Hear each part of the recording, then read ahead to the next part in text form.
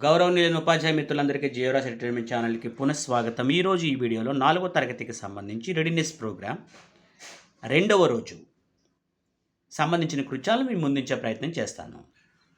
ముందుగా తెలుగు సంసిద్ధత.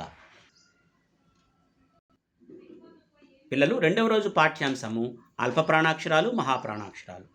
మీకు తెలుసు కదా, అల్ప ప్రాణాక్షరాలు, మహాప్రాణాక్షరాలు. మీ టీచర్ గారు మీకు బోర్డు మీద రాసి ఆ రెండింటిని చూపిస్తారు. ఇక్కడ మీరు వీటిని జాగ్రత్తగా మ్యాచింగ్ చేయాలి.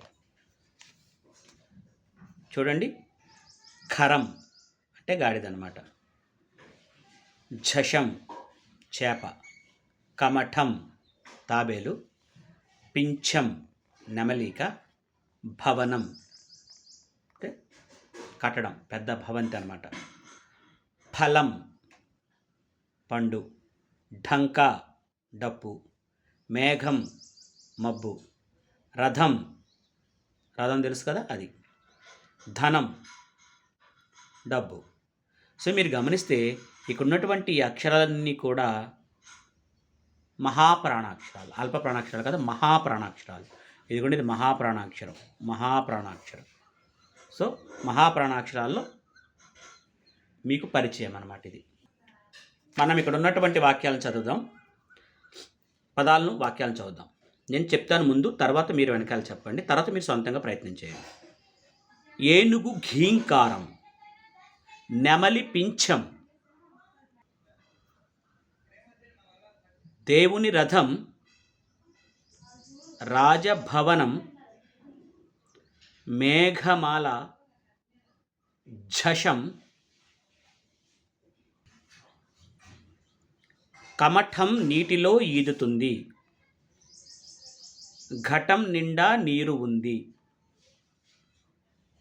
ఇప్పుడు మీరు సొంతంగా ప్రయత్నం చేయండి.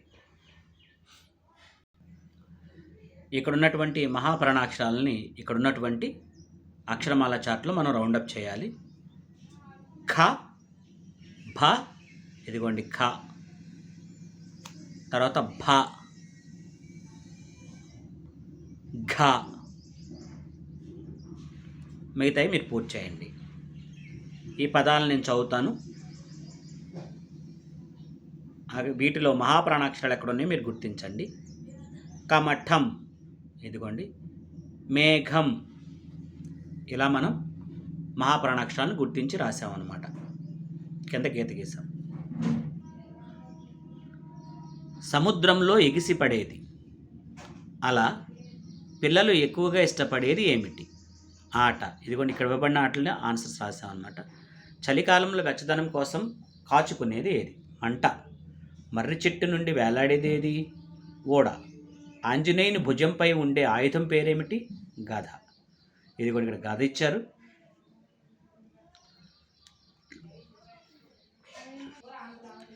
ఇక్కడ చూడండి, క్రింది వాటిలో మహాప్రాణాక్షరాల్లో ఉన్న పదాన్ని గుర్తించండి. ఇక్కడ చూస్తే మనకి ఇదిగోండి, ఇక్కడ మహాప్రాణాక్షరం ఉంది కాబట్టి ఈ అనేది ఆప్షన్గా రాసాము. అలాగే ఇక్కడ భవనం, బడి, బండి, బంక, వీటిలో మహాప్రాణాక్షరాలతో ఉన్నది ఆ భవనం అన్నమాట. ఇప్పుడు ఠ అనే మహాప్రాణాక్షరంతో ఉన్న పదాన్ని రాయండి. మనం ఏం రాయొచ్చు?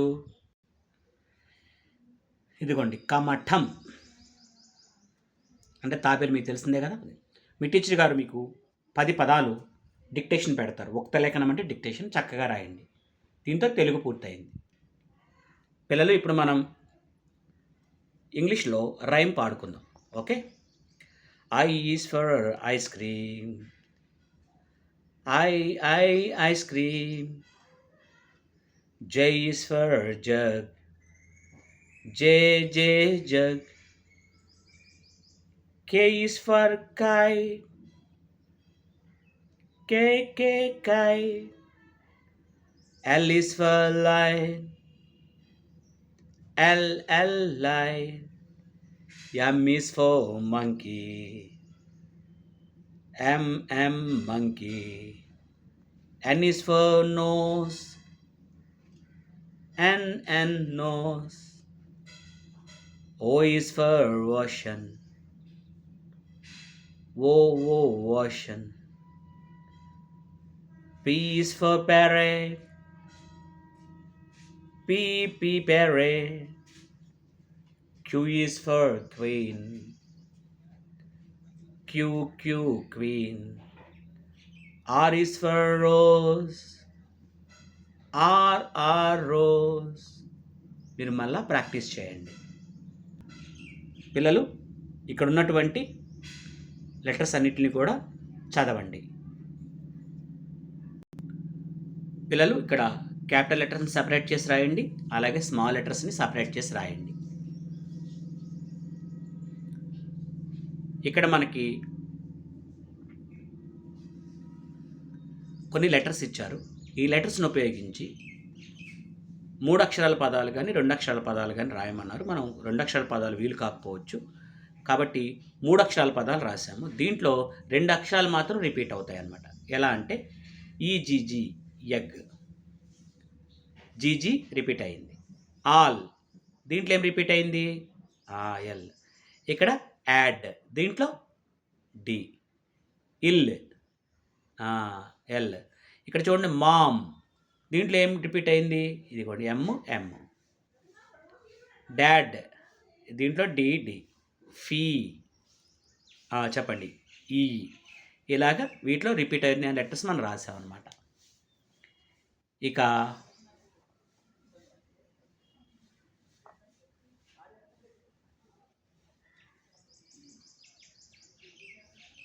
Yes, circle the word starting with the given letter. కేతో స్టార్ట్ అయినటువంటి పదం ఏంటి? Yes kite. పీ తోటి పెన్, ఎం తోటి మ్యాంగో, ఆర్ తోటి రోజ్. Very good. ఇంకా ఇక్కడ చూడండి, మీరు రాసేటప్పుడు క్యాపిటల్స్ అన్నీ కూడా 4 లైన్లో ప్రతిదీ కూడా ఈ 3rd లైన్ నుంచి పైకే ఉంటాయి అన్నీ కూడా. సో టోటల్గా టచ్ అవుతూ ఉండాలి, అన్ని లెటర్స్ టచ్ అవ్వాలన్నమాట. 3 లైన్లు టచ్ అవుతూ రాయాలి. కే దగ్గర చూడండి కరెక్ట్గా డివైడ్ అవుతుంది ఇక్కడికి ఇలాగా. సో ఈ రకంగా రాయండి. స్మాల్ లెటర్స్ అన్నీ కూడా మీరు చూడండి, ఐని మిడ్లో రాశారు, జేని డౌన్ స్ట్రోక్ రాశారు, ఎల్ని అప్వర్డ్ స్ట్రోక్ రాశారు, మళ్ళీ పీక్యూ డౌన్వర్డ్స్. ఇవన్నీ కూడా బిట్వీన్ లెటర్స్ అంటాం, అంటే మధ్యలో ఉంటాయి అన్నమాట. 4 లైన్లో మధ్యలో ఉంటాయి. మనం ఎప్పుడైతే ఈ లైన్లో ఇలా పద్ధతిగా రాస్తే వర్డ్ బ్యూటిఫుల్గా కనపడుతుంది. సో దీంతో మీకు ఇంగ్లీష్ పూర్తయింది పిల్లలు. మనం ఈ చాప్టర్లో మ్యాథ్స్లో డే 2లో మనం place value and face value గురించి, అలాగే ఎక్స్పాండెడ్ ఫాము, అలాగే షార్ట్ ఫామ్ గురించి నేర్చుకోబోతున్నాం మనం. ఇక్కడ మీరు చూడండి, right the place value and face value of 4. ఇక్కడ 4 అనేది ఉంది, 498. ఈ 4 అనేది ఏ ప్లేస్లో ఉంది? వన్స్, టెన్స్, హండ్రెడ్స్ ఈ ప్లేస్లో ఉంది కాబట్టి దీని వాల్యూ 400 అవుతుంది. ఈ ప్లేస్లో ఉంది కాబట్టి. కానీ దీని ఫేస్ వాల్యూ మాత్రం మారదు. ఇది హండ్రెడ్స్లో ఉన్న, థౌజండ్స్లో ఉన్న, వన్స్లో ఉన్న, ఎక్కడున్నా దీన్ని 4 తోటే స్టార్ట్ చేస్తారు. దీన్ని 4 అని పిలుస్తారు. హండ్రెడ్స్లో ఉందనుకోండి 400 అంటారు, అలాగే థౌజండ్స్లో ఉందనుకోండి 4000 అంటారు. కానీ 4 అంటాం మానేరా, కాబట్టి దాన్ని ఫేస్ వాల్యూ అంటారనమాట. ఫేస్ వాల్యూ మారదు. చూడండి, ఫేస్ వాల్యూ 4, కానీ ప్లేస్ వాల్యూ మాత్రం అది ప్లేసులు మారుకుంటే వెళ్ళే కొద్దీ పెరుగుతుంది, మారే కొద్దీ తగ్గొచ్చు, పెరగచ్చు అనమాట. హండ్రెడ్స్లో ఉంది కాబట్టి 400 అని రాశారు. ఇప్పుడు ఇక్కడ ఇవ్వబడినటువంటి ఈ నెంబర్ ఉంది, దీన్ని ఎక్స్పాండెడ్ ఫామ్లో రాయమన్నారు మనల్ని. చూడండి, ఎక్స్పాండెడ్ ఫామ్లో రాసాము. మీరు ఎప్పుడైనా సరే గుర్తుపెట్టుకోండి, ఇది వన్స్ అని, ఇది టెన్స్ అని, ఇది హండ్రెడ్స్ అని మనం ఇలా చిన్నగా గుర్తుపెట్టుకుంటే, ఇది హండ్రెడ్స్ కాబట్టి ఎన్ని హండ్రెడ్స్ ఇవి? 900. ఇవి ఎన్ని టెన్స్? 9 tens are 90. ఎన్ని వన్స్? 9 వన్స్. అది ఇక్కడ మనం మెన్షన్ చేసాం. Short form of 700 plus 4 ones. 700s 4 ones, 704.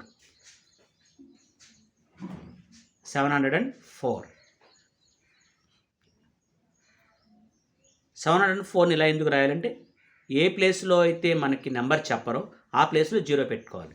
కాబట్టి 10th ప్లేస్లో చెప్పలేదు కాబట్టి ఆ ప్లేస్లో 0 పెట్టామన్నమాట. ఇక ఇవి మీరు చేయాల్సినటువంటి ఎక్సర్సైజెస్ చూడండి. 56 అనేది ప్లేస్ అడిగారు మనల్ని, ఇది ఏ ప్లేస్లో ఉంది అనేది. రెడ్ కలర్లో ఉన్నాయి, ఏ ప్లేస్లో ఉన్నాయి. వన్స్ ప్లేస్లో ఉంది. ప్లేస్ వాల్యూ 1 కాబట్టి 6 1s are 6. ఫేస్ వాల్యూ మారదు 6a. అంటే రెండు ఒకటే దీనికి, ఎందుకంటే వన్స్ ప్లేస్లో ఉంది కాబట్టి. 4 చూడండి ఇక్కడ ఏ ప్లేస్లో ఉంది, టెన్స్ ప్లేస్లో ఉంది.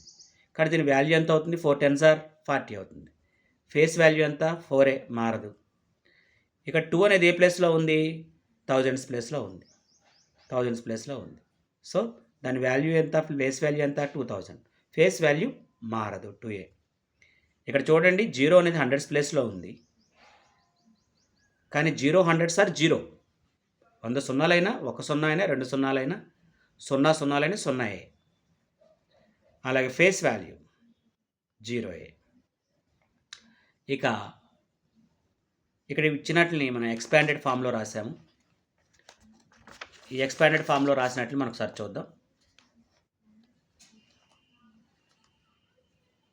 867, 2567, 8000. ఇక్కడ చూడండి 100 స్పేస్లో ఏం లేదు కాబట్టి 0 పెట్టాము. 54.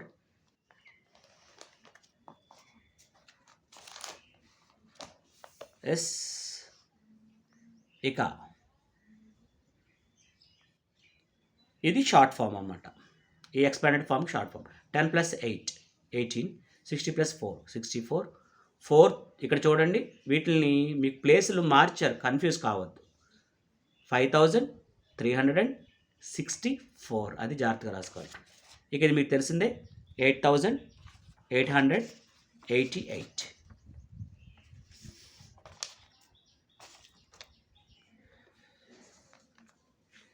ఇక ఇక్కడ చూడండి, circle the place value of the digits underline in the given number.